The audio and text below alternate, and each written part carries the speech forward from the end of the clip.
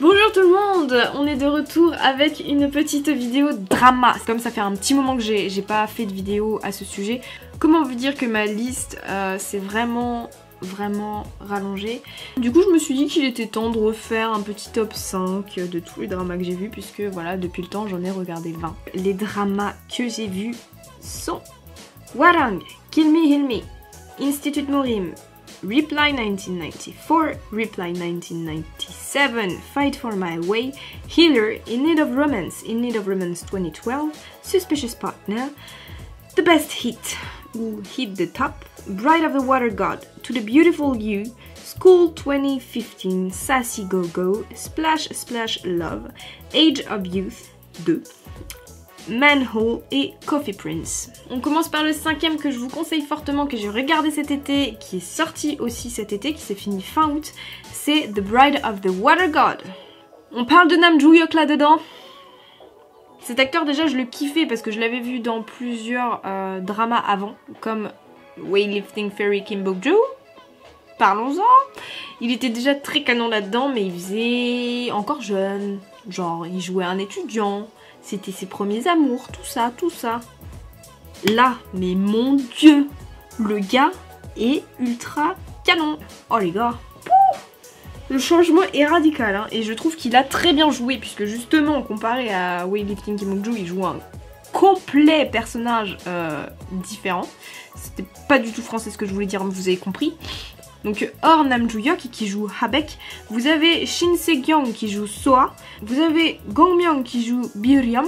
Par contre lui il est aussi également dans un groupe de K-pop, mais je ne sais absolument pas prononcer le nom et j'ai pas envie d'avoir des commentaires genre mais ça se prononce pas comme ça hein. Donc je vous mets le nom, peut-être que vous connaissez, moi je ne connais pas du tout, je vais pas faire la meuf. Donc voilà, on a aussi Crystal des FX qui joue Mura, Lim Joo-hwan qui joue Hoo-ye. L'histoire elle est très simple, c'est juste la divinité, le dieu des eaux qui descend sur terre pour chercher des pierres magiques pour revendiquer son trône parmi tous les dieux. Parce que oui, en plus d'être une divinité canon, entre parenthèses, et d'être, voilà, le dieu de l'eau, en gros il va devenir le dieu de tous les dieux. Tout va bien. Moi je veux bien me marier avec lui. Voilà. Donc sur son chemin, il va croiser Soha qui a en gros une génération de servants, de divinités. Du coup, elle va devenir aussi la servante forcément de Habek. Et comment vous dire que bon, au début, en tant que femme du 21e siècle, on n'accepte pas tout de suite d'être la servante d'un mec qu'on ne connaît absolument pas, aussi canon soit-il. Donc elle a un peu du mal à se faire à l'idée que voilà, à cause de ses ancêtres, elle est obligée de servir un gars qu'elle connaît absolument pas et qui en plus lui dit qu'il a des pouvoirs magiques. C'est vraiment un drama que je vous conseille parce que j'ai grave kiffé. Et un petit plus pour Nam Joo-hyuk puisque je suis complètement in love de cet acteur. Voilà. Ok, le quatrième drama que je vous conseille fortement aussi, c'est Age of Youth 2. Par contre, il y a juste un petit changement puisque l'actrice qui joue Yoo-eun-jae, dans la première saison, c'était Park Hye-soo. Mais dans la deuxième saison, ça a changé. La nouvelle actrice, c'est Ji-woo. Au début, ça m'a fait bizarre ce changement d'actrice parce que voilà. Mais après, ils en jouent un peu à certains moments dans le drama. Donc ça, j'ai trouvé ça cool parce qu'ils faisaient pas comme si de rien n'était quoi. Sinon, toutes les autres actrices sont les mêmes, c'est-à-dire qu'il y a Yoon Ji-myung qui est jouée par Han Ye-ri, il y a Jung Ye-eun qui est jouée par Han Seung-yeon, Song Ji-won qui est jouée par Park Eun-bin, celle-là c'est ma préférée, et puis aussi il y a un petit ajout d'actrice puisque la petite nouvelle c'est Jo-eun qui est joué par Choi Ha-ra. Après il y a plein de mecs aussi, de nouveaux garçons. Et l'histoire est un peu basée sur la même, hein, Enfin après il y a des histoires en fond comme d'habitude. Je vais pas trop vous spoiler parce qu'il y a plein de choses qui se passent en fait dans ce drama. Vraiment il y a 14 épisodes et il se passe plein de choses. C'est pas forcément par rapport à la saison 1, c'est un peu plus en profondeur puisque dans la saison 1 vous les voyez vraiment avec leurs premiers amours et leurs premiers problèmes et leurs trucs. Là c'est plus, il y a plus des problèmes, des plus gros problèmes en fait, puisque bon il y en a une qui a trouvé un travail entre temps, il y en a une qui s'est fait agresser aussi. La saison se finit d'ailleurs, la première saison se finit d'ailleurs un peu comme un cheveu sur la soupe, on attend la suite quoi. Et je savais pas qu'ils allaient faire une saison 2, donc j'étais super contente de voir que voilà, c'était le plan. Je vous conseille les 2 saisons. Vraiment regardez-les puisqu'elles sont vraiment liées. On peut pas regarder une saison sans regarder l'autre, sinon vous comprendrez un peu rien au début, donc ce serait dommage. Le 3e drama que je vous conseille fortement, c'est Suspicious Partner. Pourquoi? Déjà la plus grosse raison que j'ai trouvée, c'est Ji Chang-wook. Parce que oui, cet acteur est très beau, il est dans ce drama, donc je me suis dit bon, autant se faire plaisir aux yeux, hein, tant qu'on y est. Celle qui joue Eun-bong-gi, c'est Nam Ji-hyun, que vous avez peut-être déjà vu dans King Shopping Louis. Il y a aussi Choi Tae-jun qui joue Ji-eun-hyuk, et il y a Nara qui joue Cha Yu-chong. Ça c'est ceux que vous verrez la plupart du temps. Après, comme d'hab, il y en a d'autres. Vous les découvrirez si vous regardez le drama. Et ce drama, il parle de quoi? Il parle en gros de notre petit Ji Chang-wook qui joue effectivement No Ji-wook. Ce garçon est un procureur qui en gros se bat un peu pour sa place puisque son papa était procureur et que lui il veut absolument faire la même chose que son papa.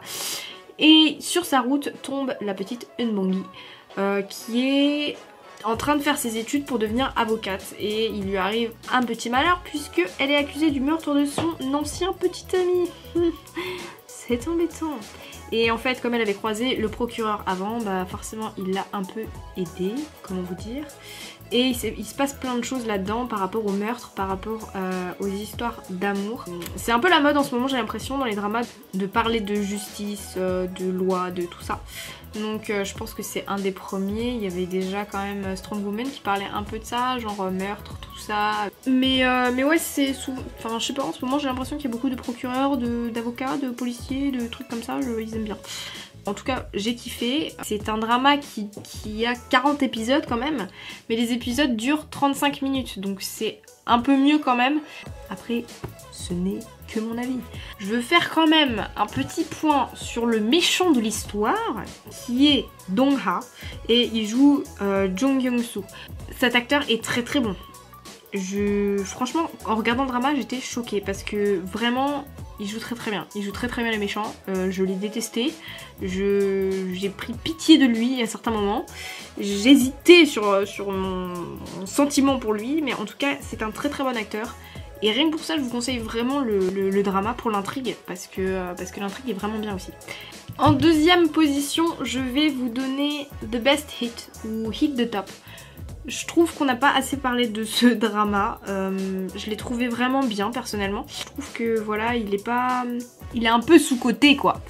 Je sais pas si certains d'entre vous l'ont vu, moi je l'ai vraiment grave kiffé parce que déjà c'est 32 épisodes de à chaque fois 35 minutes il me semble. J'ai trouvé que c'était un drama vraiment cool, genre je l'ai regardé il y a un mois environ. Et j'en avais pas du tout entendu parler en fait avant.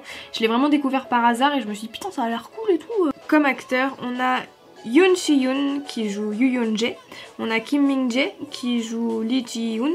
On a Lee Se-young qui joue Choi Woo-sung et Cha Tae-yeon qui joue Lee Kwang-jae. L'histoire c'est basé sur Yoo Yeon-jae dans les années 90 qui était une grande star de K-pop. Mais il a disparu quelques années après et on ne sait pas où il est allé, ce qu'il a fait. Enfin en tout cas au début du drama on ne sait absolument pas ce qu'il est devenu. Et du coup il se retrouve avec un gosse. Ce gosse c'est Lee Ji-hoon. Lee Ji-hoon, comme son papa, veut devenir un idol. Il est rentré dans une agence, du coup on voit un peu le milieu de la K-pop, comment ça se passe et tout, mais bon, à mon avis, c'est pas vraiment comme ça que ça se passe, si vous voulez mon avis. Et en fait, le truc c'est que son papa, du coup, le Yoo Yeon-jae, il fait un voyage dans le temps et il arrive à l'époque de son fils, alors qu'il a, du coup, la vingtaine. Donc je vous explique le bordel en se disant mais attends mais du coup le problème c'est qu'il va trouver une meuf parce que c'est le personnage principal. Du coup attends, il va arriver quoi de son fils? C'est super chelou cette histoire. C'est au début vous êtes perdu, après vous comprenez très vite, hein. Je vais pas vous embrouiller parce que c'est vraiment un bon drama. J'ai l'impression de pas l'aimer alors que si, je le kiffe de ouf ce drama. On parle vachement de tout ce qui est de toutes les questions que vous vous posez quand vous êtes jeune, de tous les rêves que vous voudriez réaliser mais que voilà, bah je peux pas, ou alors mes parents sont pas d'accord, ou alors ça, machin et tout. Et c'est vraiment une espèce de petite morale à la fin qui vous dit non mais vous êtes jeune, vous avez encore plein de choses à faire et vous vous inquiétez pas, si vous avez un rêve et que vous voulez le réaliser, vous allez y aller et vous allez l'avoir ce rêve. Donc c'est un peu cette morale là que j'ai kiffé.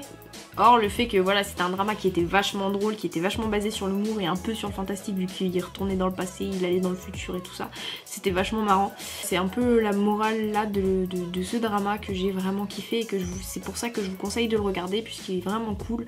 Et comme dit, les épisodes de 35 minutes, c'est pas mal. Ensuite, le premier drama que je vous conseille fortement et que vous m'avez conseillé fortement, c'est Kill Me Heal Me. Parce que oui, alors, dans mes premières vidéos, faut le dire, il y en a beaucoup qui m'ont sorti Kill Me Heal Me, genre regarde Kill Me Heal Me, regarde Kill Me Heal Me, regarde Kill Me Heal Me. Et je l'ai finalement regardé. Et je peux vous dire que oui, effectivement, c'est un très bon drama. Il date de 2015, c'est pas un si vieux drama que ça. Hein. Il est sur 20 épisodes de, du coup, 1 heure. Et c'est un drama que j'ai kiffé déjà parce que je connaissais quand même pas mal d'acteurs qui jouaient dedans. Par contre le personnage principal je ne le connaissais absolument pas. Mais je l'ai découvert et je l'ai grave kiffé. Et bon, plus besoin de vous le cacher, tout le monde le sait, il y a Park Seo Joon dedans. Donc tout va bien pour moi. J'ai regardé le drama, j'étais ultra contente. Park Seo Joon.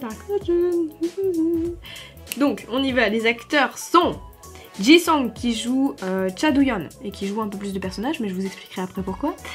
Il y a aussi Hwang Jung-eum qui joue Ori-jin, que je kiffe de ouf parce que je l'avais déjà vu dans She Was Pretty et elle m'avait fait mourir de rire cette nana. Du coup il y a mon petit Park Seo Joon qui joue Ori-yeon. Il y a Oh Min-sok qui joue Cha Gi-jun, pardon. Et il y a Kim Yori qui joue Han Chae-yeon. Ji-sung, je ne le connaissais pas, je ne savais pas qui il était, je ne l'avais absolument jamais vu dans les autres dramas, mais c'est un acteur de folie. Donc si vous voulez, c'est l'histoire de Cha Do-yeon, qui est un héritier, forcément de millionnaire d'une société, tout ça. Et le truc, c'est qu'il est un petit peu malade, puisqu'il a 6 personnalités environ. Et le truc, c'est qu'il est allé aux États-Unis pour un peu cacher ça et pour revenir ensuite normalement guéri et pour reprendre la société de ses parents. Sauf que voilà, il rentre et il est toujours pas guéri. Du coup, il va essayer de trouver un psychologue qui l'aide. Forcément, ce sera une psychologue qui s'appelle Ori-jin et qui va un peu l'aider à traverser toutes ses personnalités, à comprendre comment il fonctionne. Et à côté, il y a aussi le frère jumeau de Ori-jin qui est Ori-yeon. Les 6 personnalités de Cha Do-yeon, comment vous dire qu'elles sont énormes, toutes. Elles font trop rire. Enfin, il y a des passages vraiment où j'ai tellement rigolé. Là, je vous mets mon passage préféré du drama. Vraiment, merci de me l'avoir recommandé. C'est tout comme Goblin, hein, que j'avais ultra kiffé. Je vous remercie vraiment parce que ce drama, c'est un de mes dramas préférés. Il est vraiment dans mon top 3 de mes dramas préférés en ce moment. Et je pourrais même le re-regarder dans quelques temps parce que je sais que je rigolerai de nouveau quoi. Donc vraiment merci. Comme dit, Ji-sung est un très bon acteur puisqu'il switch de personnalité en personnalité et vous finissez vraiment par vous prendre au jeu quoi, à voir toutes ces personnalités comme des personnes à part. Vous voyez plus l'acteur mais vous voyez vraiment le personnage. Voilà, j'ai fini mon petit top 5, j'espère que ça vous aura plu, j'en referai un quand j'aurai un petit peu plus de quantité de drama. Là je suis en train de regarder School 2017, j'ai plein de dramas encore que vous m'avez conseillé que je n'ai pas encore vu, mais n'hésitez pas si vous voyez que voilà, de tout ce que j'ai vu, il y en a absolument un que je dois voir parmi d'autres, dites-le moi en commentaire, je les note sur ma liste et j'essaierai de les regarder le plus rapidement possible et de refaire une petite vidéo drama sous peu.